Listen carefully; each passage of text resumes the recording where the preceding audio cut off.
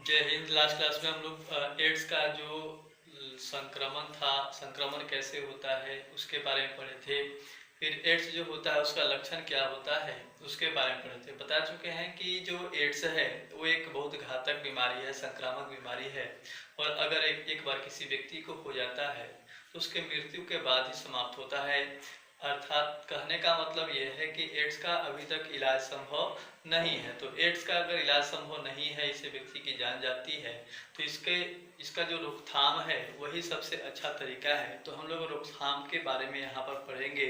रोकथाम जो है वो क्या होता है। तो जनरली जो ये बताए थे कि ये फैलता किसका इस कारण से है, किसका संक्रमण कैसे होता है।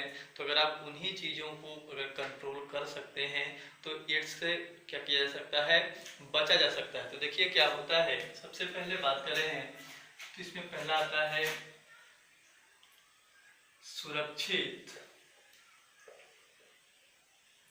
यौन संबंध की सिफारिश।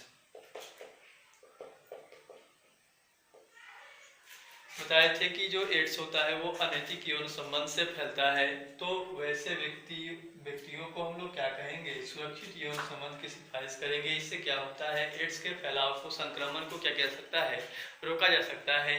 रुधिर जो ब्लड होता है, ब्लड ट्रांसफ्यूजन, रुधिर आधान से पहले हम लोग ब्लड का क्या करा सकते हैं, जांच करा सकते हैं।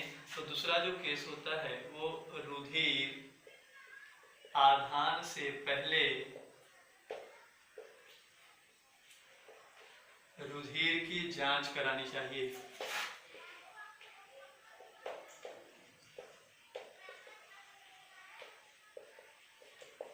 किसी भी व्यक्ति को अगर ब्लड लेना है तो ब्लड लेने से पहले उस ब्लड को क्या करा लेंगे, जांच करा लेंगे कि वो HIV पॉजिटिव है कि नहीं है। अगर HIV पॉजिटिव है तो उसका उपयोग नहीं करेंगे। दूसरा आता है तीसरा, एक बार प्रयोग में आने वाले सुइया सिरिंज के प्रयोग द्वारा। जनरली संक्रमित व्यक्ति के उपयोग में आने वाला जो सुई सिरिंज है, अगर आप उसका प्रयोग करते हैं तो भी आप संक्रमित हो सकते हैं। तो आजकल जो है वो एक बार ही उपयोग में आने वाले सुई और सिरिंज का प्रयोग किया जाता है। तो ये एक बार उपयोग में आने वाला जो सुई और सिरिंज होता है वो अगर किसी व्यक्ति को आप उससे इंजेक्शन दे देते हैं, लगा देते हैं, तो उसके बाद उसका प्रयोग नहीं होता है। इसके बाद आता है नेक्स्ट,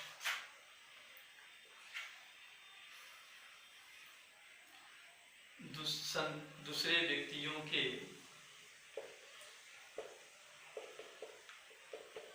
प्रयोग में आने वाले शेविंग रेजर एवं ब्लेड का उपयोग न करने से हम लोग किसी दूसरे व्यक्ति के उपयोग में आने वाला जो शेविंग रेजर और ब्लेड होता है उसका उपयोग अगर ना करते हैं तो भी एड्स को, उसके संक्रमण को क्या हो सकता है, फैलने से रोका जा सकता है। नेक्स्ट जो पांचवा आता है, लोगों को एड्स के प्रति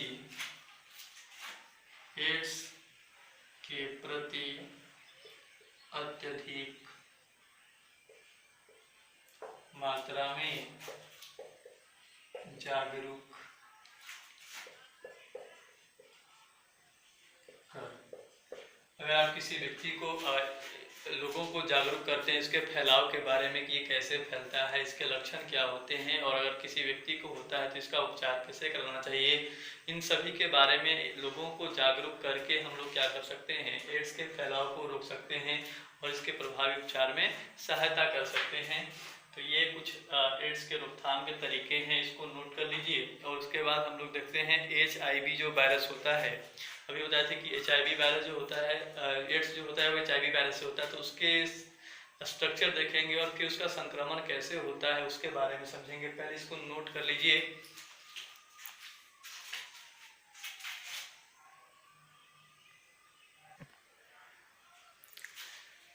ये जो संरचना है ये HIV वायरस का संरचना है। हम लोग पढ़े हैं कि वायरस जनरली जो होते हैं वो दो चीज़ों से मिलकर बने होते हैं। पहला जो उनका होता है वो प्रोटीन होता है और दूसरा उनमें न्यूक्लिक एसिड होता है। न्यूक्लिक एसिड में भी या तो उनके अंदर DNA होता है या RNA होता है। तो ये जो है वो ये भी HIV वायरस है और ये भी मेनली दो ही चीज़ों से बना हुआ है, प्रोटीन और न्यूक्लिक एसिड का बना हुआ है। तो देखिए इसका स्ट्रक्चर क्या होता है। ये कुछ HIV वायरस जो है वो कुछ इस तरह से दिखाई देता है। इसमें सबसे बाहर ये जो आपको यहाँ पर ये जो गोला वाला दिखाई दे रहा है इसको बोलते हैं GP120। GP120 का मतलब होता है ग्लाइकोप्रोटीन 120 और उसके ठीक नीचे ये वाला जो धारी है मोटा वाला जो बनाया हुआ है इसको बोलते हैं GP41 मतलब 41। तो GP41 और GP120 जो है वो यहाँ तक ये स्ट्रक्चर है। इसके बाद ये जो बाहर ये छोटा छोटा लाइन से बनाया हुआ है इसको बोला जाता है लिपोप्रोटीन और ये तीनों मिल करके वायरस के इन्वेलप बाहरी जो कवरिंग होता है, इन्वेलप होता है, उसका निर्माण करते हैं। इसके ठीक नीचे वाला ये जो पोर्शन होता है यहाँ पर ये जो बीच वाला भाग है इसको बोला गया है P17। P का मतलब प्रोटीन होता है और उसके नीचे ये जो डार्क कलर से बनाया हुआ है इसको बोलते हैं P24। ये जो प्रोटीन आवरण है वायरस के सबसे बाहरी आवरण तो कौन था, इन्वेलप कवरिंग। लेकिन जो मेन आवरण आपको बताया था कि वायरस मेनली दो चीजों से बना होता है, प्रोटीन और न्यूक्लिक एसिड। तो इसका न्यूक्लिक एसिड तो अंदर है और ये जो न्यूक्लिक एसिड है वो बाहर से जिस प्रोटीन आवरण के द्वारा घिरा हुआ है उस प्रोटीन आवरण को बोलते हैं P17 और P24। और प्रोटीन जो है वो आपस में मिल करके किसका निर्माण करता है, कैप्सिड का निर्माण करता है। तो वायरस का जो बाहर चारों ओर से उपस्थित जो प्रोटीन का आवरण होता है, प्रोटीन कोट होता है, उस प्रोटीन कोट को क्या कहते हैं, कैप्सिड कहते हैं। और इसी कैप्सिड के अंदर वायरस का क्या होता है, जेनेटिक मटेरियल होता है। और HIV वायरस जो है उसका जेनेटिक मटेरियल जो आनुवांशिक पदार्थ होता है वो क्या होता है, RNA होता है। कहने का मतलब है HIV जो है वो कैसा वायरस होता है, RNA वायरस होता है। फिर इसके बाद यहाँ पर ये जो RNA होती है इसके अंदर और कई तरह के यहाँ पर इंजाइम मौजूद होते हैं। इंजाइम 3 प्रकार के हैं। पहला जो है वो इंटीग्रेज है, सेकेंड जो है वो रिवर्स ट्रांसक्रिप्टेज है। इसको ध्यान रखना है, ये किताब में NCERT में दिया हुआ है, रिवर्स ट्रांसक्रिप्टेज। और उसके ठीक नीचे जो है वो कौन होता है, प्रोटीएज होता है। तो ये पूरा का पूरा स्ट्रक्चर है। स्ट्रक्चर में दो चीज आपको मेनली ध्यान रखना है कि वायरस जो होता है उसका जो RNA जो उसका आनुवांशिक पदार्थ है वो चारों ओर से एक प्रोटीन के बने हुए आवरण द्वारा घिरा हुआ होता है। और उस प्रोटीन के बने हुए आवरण को हम लोग क्या कहते हैं, कैप्सिड कहते हैं। ये इतना स्ट्रक्चर बोर्ड में नहीं आता है, ये नीट उट के लिए है। लेकिन यहाँ पर ये ध्यान रखना है कि कैप्सिड का जो निर्माण होता है वो दो तरह के प्रोटीन से, P17 और P24। इसके बाहर भी क्या होता है, एक आवरण से वायरस घिरा हुआ होता है और उस आवरण का निर्माण होता है ग्लाइकोप्रोटीन से। दो प्रकार के ग्लाइकोप्रोटीन होते हैं, GP120 और GP41। और ठीक उसके नीचे ये जो धारी वाला बनाया हुआ इस तरह से, इसको बोला जाता है लिपोप्रोटीन। और ये तीनों मिलकर किसका निर्माण करते हैं, बाहरी आवरण का, बाहरी कवरिंग का, जिसको हम लोग इन्वेलप कहते हैं। ये पूरा का पूरा HIV वायरस है। और यही HIV वायरस जो है वो हम लोगों के बॉडी में प्रवेश करके हमारे प्रतिरक्षा तंत्र के कार्य को क्या कर देता है, प्रभावित करता है। प्रतिरक्षा तंत्र को धीरे धीरे नष्ट कर देता है। तो इसको कोशिश करिए छापने का और उसके बाद आगे बढ़ते हैं कि ये हमारे कोशिका को, शरीर को किस प्रकार से संक्रमित करता है।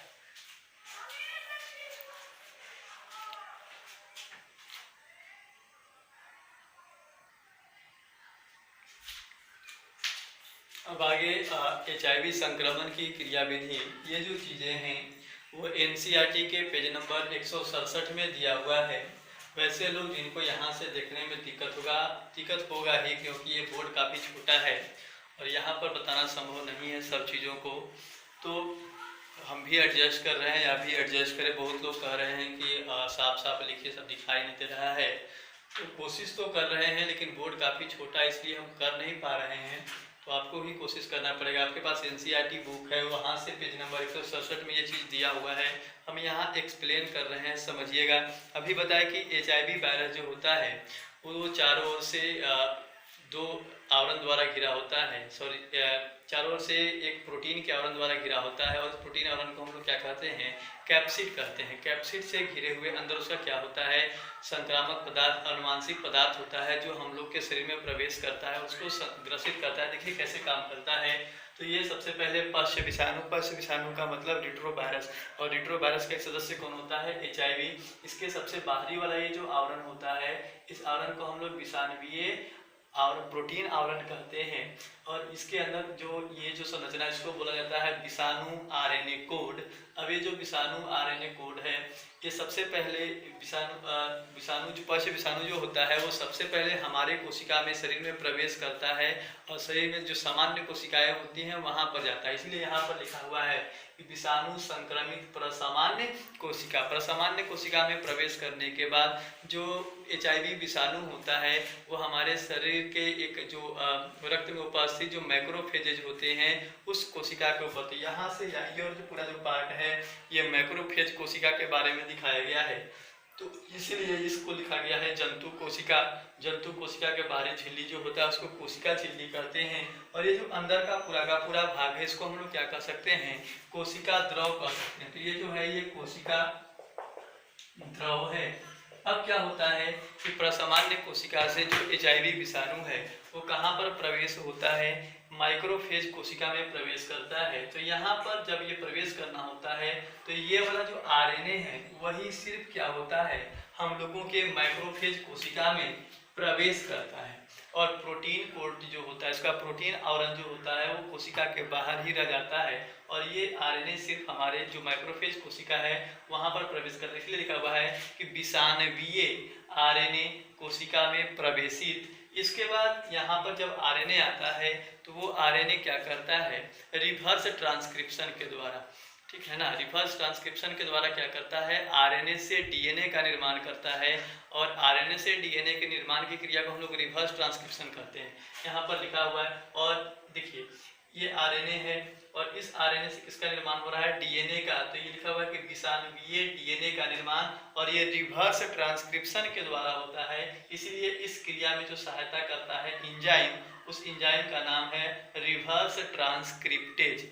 ऐसे एंजाइम जो रिवर्स ट्रांसक्रिप्शन में सहायता करते हैं उनको क्या कहा जाता है, रिवर्स ट्रांसक्रिप्टेज कहा जाता है। और ये जो रिवर्स ट्रांसक्रिप्टेज एंजाइम है ये विषाणु के RNA को किस में बदलते हैं, DNA में बदलते हैं। अब ये जो विषाणु का DNA है वो हमारे केंद्रक में इंटर करता है, और केंद्रक में मौजूद जो DNA होता है DNA के साथ आकर के क्या हो जाता है, जुड़ जाता है। अब जैसे ही ये DNA के साथ आकर के जुड़ेगा हम लोग के, तो ये क्या करता है, इस पूरे सेल का जो क्रियाविधि होता है उसको अपने कंट्रोल में ले लेता है, और उसके बाद इस केंद्रक को ये निर्देश देता है कि वो अब किसका निर्माण करे, नए नए वायरस DNA का निर्माण करे। तो अब इसके बाद क्या होता है कि ये जो केंद्रक है यहाँ पर जो उपस्थित हमारा DNA था उसके साथ वो अब प्रभावित हो गया है, और वो DNA अब क्या करता है, इस वायरस का जो नए नए DNA होता है, स्ट्रैंड होता है, उसको उत्पन्न करता है और कोशिका में बाहर भेजता है। तो इसीलिए इसके आगे जो लिखा हुआ है कि नए विषाणु उत्पन्न होते हैं। तो यहाँ से जो विषाणु है वो बाहर निकलते हैं,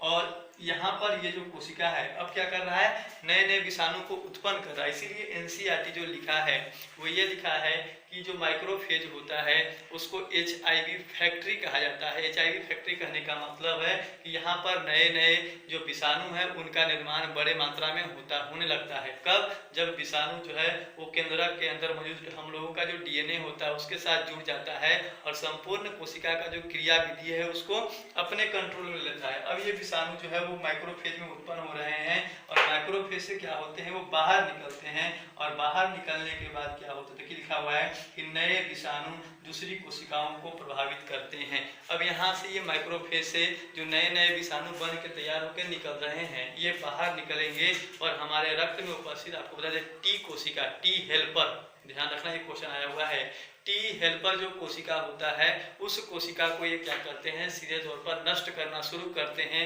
और जब T हेल्पर कोशिका नष्ट हो जाता है, उनकी संख्या कम होने लगती है, तो वैसे ही हमारा धीरे धीरे जो प्रतिरक्षा तंत्र है वो क्या हो जाता है, प्रभावित हो जाता है। फिर से एक बार रिपीट कर रहे हैं, ध्यान करिएगा। सबसे पहले बताया कि पश्च विषाणु जो होता है वो चारों ओर से प्रोटीन के बने हुए आवरण द्वारा घिरा हुआ होता है, और उस प्रोटीन के बने हुए आवरण से घिरे हुए जो विषाणु है उसके अंदर उसका अनुवांशिक पदार्थ आरएनए होता है।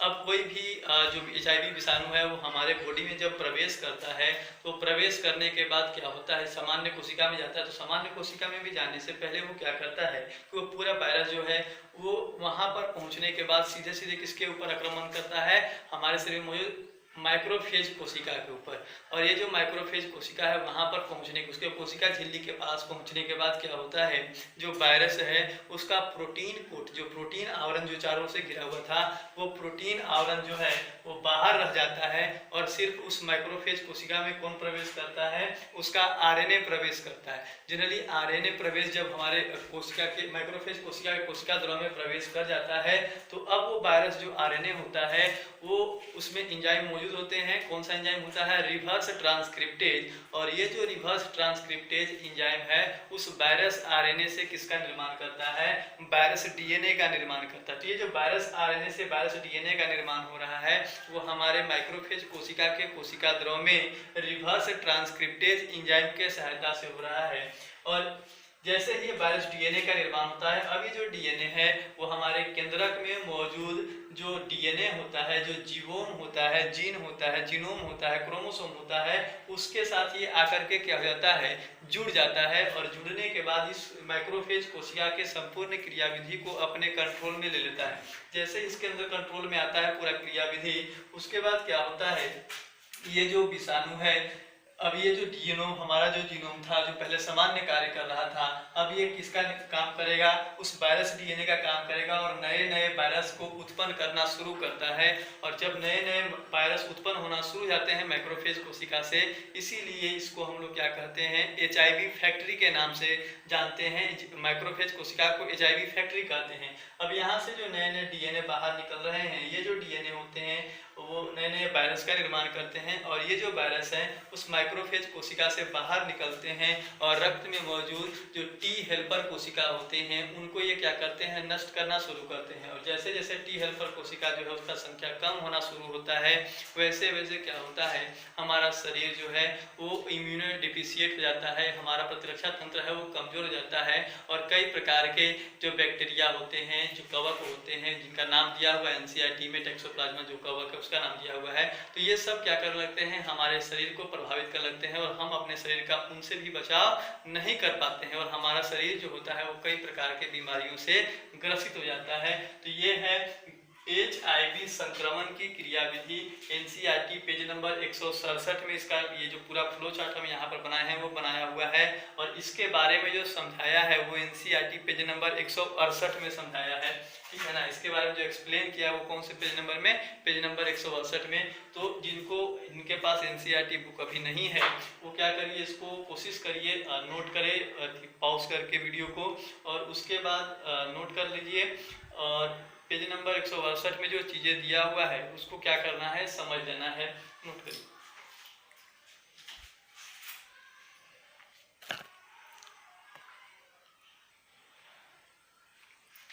चलिए नोट कर लिए होंगे, आगे बढ़ते हैं।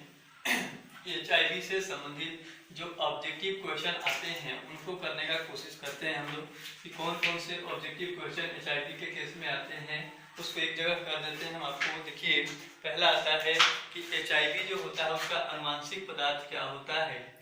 एचआईवी का आनुवंशिक पदार्थ, एचआईवी का जो आनुवंशिक पदार्थ होता है वो आरएनए होता है, single strand RNA, S RNA या ऐसे भी सिंपली आरएनए याद रख सकते हैं। दूसरा चीज होता है एचआईवी फैक्ट्री के नाम से जाना जाता है। एचआईवी फैक्ट्री किसे कहते हैं, अभी बताए, माइक्रोफेज, माइक्रोफेज या मैक्रोफेज भी कह सकते हैं, कोशिका, मैक्रोफेज कोशिका। इसके बाद आता है एचआईवी जो है वो कौन से कोशिका को नष्ट करता है, कोशिका को नष्ट करता है। एचआईवी जो है वो टी हेल्पर TH टी सहायक कोशिका को टी सहायक कोशिका जो है उसको नष्ट करता है। फिर आता है कि एड्स का जो जांच है वो क्या होता है, टेस्ट ऑफ HIV का जांच, और इसके जांच के लिए हम लोग किसका प्रयोग करते हैं, ELISA इलाइजा, इसको शॉर्ट में हम लोग इलाइजा कहते हैं। ये क्या होता है, enzyme link immuno sorbent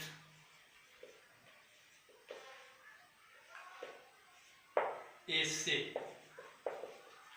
enzyme link immunosorbent एसे, और इस इलाइजा का प्रयोग हम लोग किसके जांच में करते हैं, HIV के जांच में करते हैं। तो यहाँ से ऑब्जेक्टिव क्वेश्चन आता है, और पूरा जो एड्स क्या होता है, उसका संक्रमण कैसे होता है, उसका रोकथाम क्या होता है, उसके लक्षण क्या होते हैं, वो जो शुरू में एक पोर्शन हम आपको लिखवाए हैं वो सब्जेक्टिव में आता है, और ये ऑब्जेक्टिव यहाँ से आते हैं। तो इसको भी आप वहीं पर नोट कर लीजिए, फिर आगे बढ़ते हैं।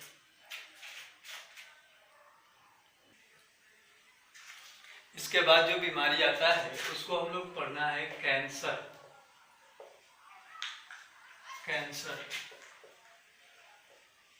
कैंसर जो होता है इसके अध्ययन को हम लोग बोलते हैं ऑन्कोलॉजी।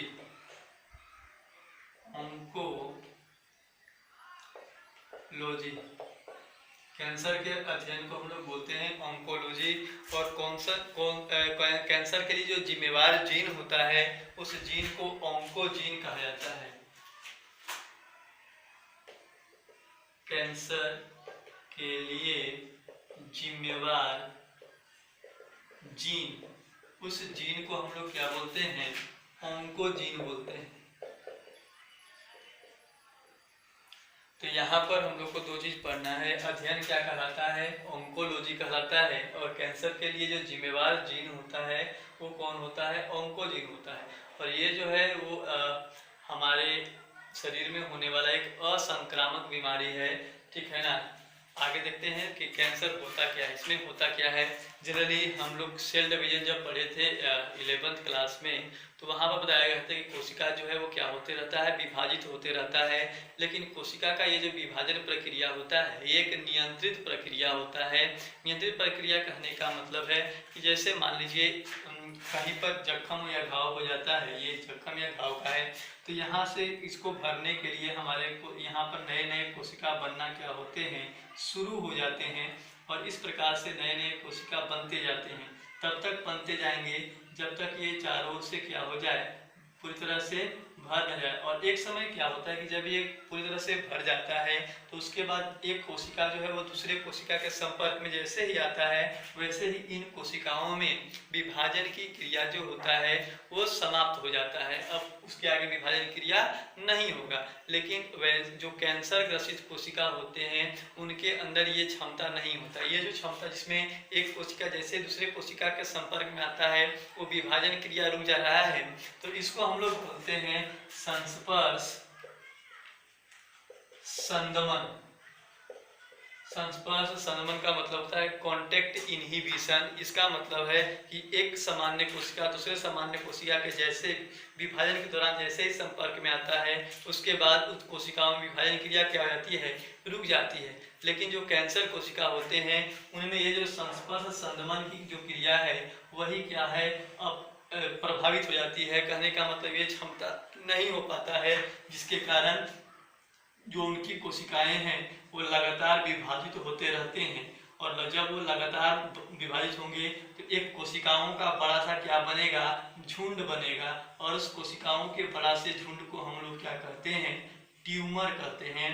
ट्यूमर, जिसको हम लोग कैंसर ट्यूमर या क्या कह सकते हैं, इसको हिंदी में हम लोग क्या कहते हैं, अबोध कहते हैं। तो ये ट्यूमर क्या होता है, कैसे होता है, इसके बारे में फिर से हम एक आपको रिपीट कर रहे हैं। कैंसर होता क्या है, कैंसर का जो अध्ययन होता है उसको ऑन्कोलॉजी कहते हैं। कैंसर के लिए जो जिम्मेवार जीन होता है उसको ऑन्कोजीन कहते हैं। हमारे शरीर में जो कोशिका विभाजन होता है, कोशिका विभाजन एक नियंत्रित प्रक्रिया है और इसमें जो सामान्य कोशिका है विभाजन के दौरान जैसे ही एक सामान्य दूसरे सामान्य कोशिका के संपर्क में आता है, उनका जो विभाजन क्रिया है वो रुक जाता है, और इस गुण को हम लोग बोलते हैं संस्पर्श संदमन कहते हैं। अंग्रेजी में इसको बोला जाता है contact inhibition. Contact inhibition, contact inhibition. इसका मतलब होता है कि एक कोशिका सामान्य कोशिका दूसरे सामान्य कोशिका के संपर्क में आने के बाद उसका विभाजन जो है वो क्या हो जाता है, रुक जाता है। लेकिन वैसे जो कैंसर कोशिका होते हैं, कैंसर कोशिकाओं में क्या होता है कि ये क्षमता संस्पर्श संदमन का जो गुण होता है, कॉन्टेक्ट इनहिबिशन का जो गुण होता है वो समाप्त हो जाता है, और वो कोशिकाएं जो है वो दूसरे कोशिकाओं के संपर्क में आने के बाद भी लगातार क्या करते रहते हैं, विभाजित होते रहते हैं। इसके कारण क्या होता है, कोशिकाओं का एक बड़ा सा झुंड बनता है, और उस कोशिकाओं के झुंड को ही हम लोग क्या कहते हैं, कैंसर कोशिका या ट्यूमर कहते हैं। तो ये कैंसर क्या होता है इसके बारे में लिखिए, नोट करिए, लिखवाते हैं।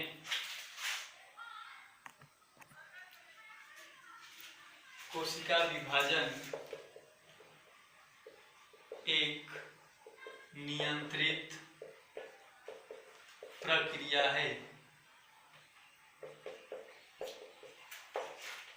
इसके अनुसार विभाजन के दौरान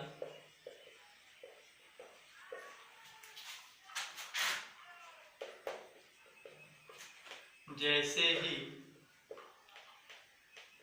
एक कोशिका दूसरे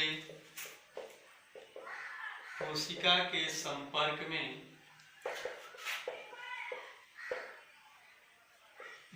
आता है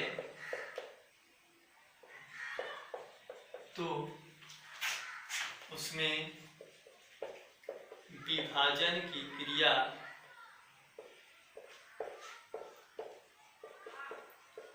रुक जाती है। कोशिकाओं के इस गुण को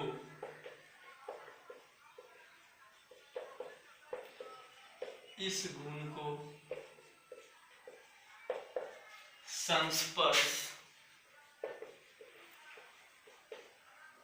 संदमन कॉन्टेक्ट इनहिबिशन कहते हैं।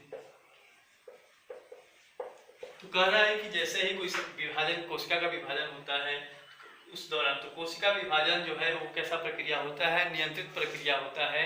और इसके अनुसार क्या होता है, विभाजन के दौरान जैसे ही एक कोशिका जो है वो दूसरे कोशिका के संपर्क में आता है तो उसमें विभाजन की जो क्रिया होती है वो क्या हो जाती है, रुक जाती है। और कोशिकाओं का जो यह गुण होता है, इस गुण को हम लोग क्या कहते हैं, संस्पर्श संदमन या कॉन्टेक्ट इनहिबिशन कहते हैं। परंतु कैंसर कोशिकाओं में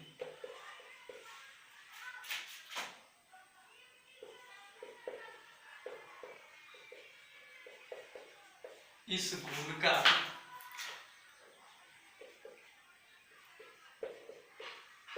अभाव होता है और वे अनियंत्रित रूप से विभाजित होकर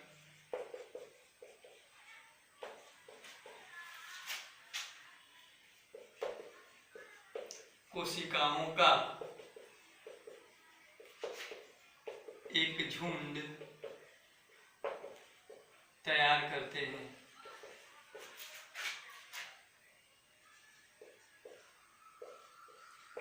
जिसे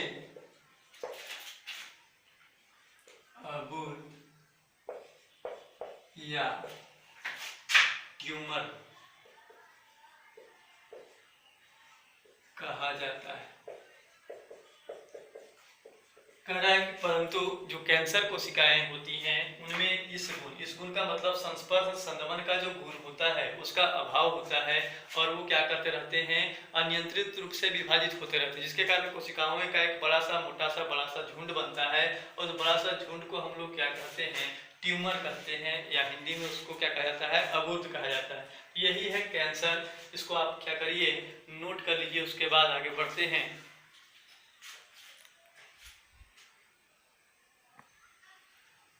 अब दिख रहा है ट्यूमर जो होते हैं वो कितने प्रकार के होते हैं। तो ट्यूमर के प्रकार, ट्यूमर जो होते हैं उनको मेनली दो भागों में बांटा गया है। पहला जो होता है उसको बोलते हैं सुदम, या इसी को अंग्रेजी में हम लोग बोलते हैं बेनाइन ट्यूमर। ये जो होते हैं ये ऐसे कैंसर के ऐसे प्रकार होते हैं जो एक ही स्थान पर क्या होते हैं, मौजूद होते हैं। ये शरीर के एक भाग से दूसरे भाग में स्थानांतरित नहीं होते हैं और इनसे हमारे शरीर को क्या होता है, काफ़ी कम मात्रा में क्षति पहुंचता है। तो एक तरह से कह सकते हैं कि ऐसे ट्यूमर जो एक ही स्थान पर क्या होते हैं, स्थित होते हैं और जिनसे हमारे शरीर को काफ़ी कम मात्रा में क्षति पहुँचता है, ऐसे ट्यूमर को हम लोग क्या कहते हैं, सुदम या बेनाइन ट्यूमर कहते हैं। और इसका जो एग्जाम्पल होता है वो तिल होता है और मसा होता है। बहुत सारे लोग तिल और मसा का नाम सुनते टेंशन हो जाएंगे। अभी बताया कि इससे हमारे शरीर को किसी प्रकार का क्षति या नुकसान नहीं होता है। तो ये भी क्या होता है, उसमें मसा में भी क्या होता है, कोशिकाएं जो है वो अनियंत्रित रूप से विभाजित होकर किसी तरह से झुंड बनाती हैं और वो भी एक प्रकार का ट्यूमर होता है।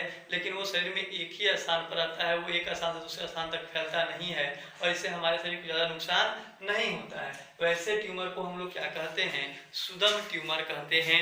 इसके बाद आता है दुर्दम ट्यूमर। और दुर्दम ट्यूमर में क्या होता है कि इनकी ये जो होते हैं वो एक शरीर के अगर एक स्थान एक भाग में हो जाते हैं तो ये रक्त एवं लसिका के द्वारा शरीर के दूसरे भाग में फैल जाते हैं और ये काफ़ी घातक होते हैं और इससे व्यक्ति की क्या हो जाती है, मृत्यु। पूरा शरीर जो है वो एक तरह से क्या हो जाता है, ट्यूमर उसमें फैल जाता है और शरीर के अलग अलग भाग क्या होते हैं, एक साथ प्रभावित हो जाते हैं। तो उस ट्यूमर को हम लोग दुर्दम ट्यूमर कहेंगे। तो ये क्या होता है, सुदम या बेनाइन ट्यूमर। तो इसको आप देखिए, सुदम ट्यूमर का मतलब होता है कि ऐसे ट्यूमर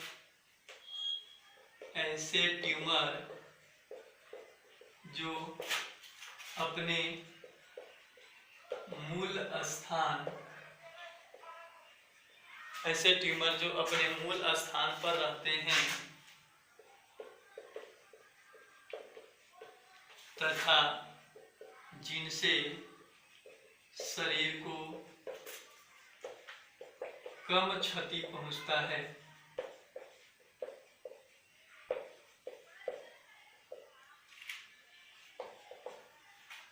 उसको क्या कहेंगे, सुदम ट्यूमर कहेंगे। और इसका एग्जाम्पल होता है तिल, मस्सा, ये हो गया। इसके बाद सेकेंड जो होता है उसको बोलते हैं दुर्दम या उसी को बोलते हैं मैलिग्नेंट।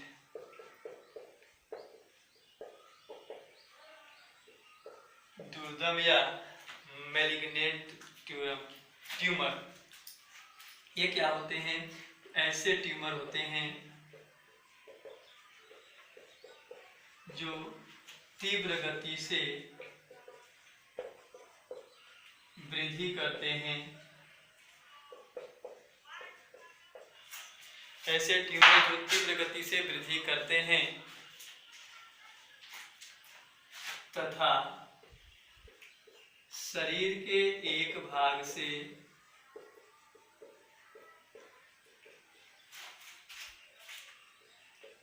दूसरे भाग में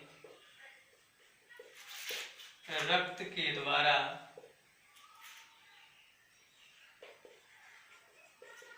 संचारित होते हैं।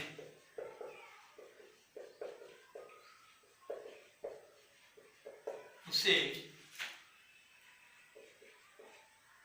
दुर्दम ट्यूमर कहा जाता है।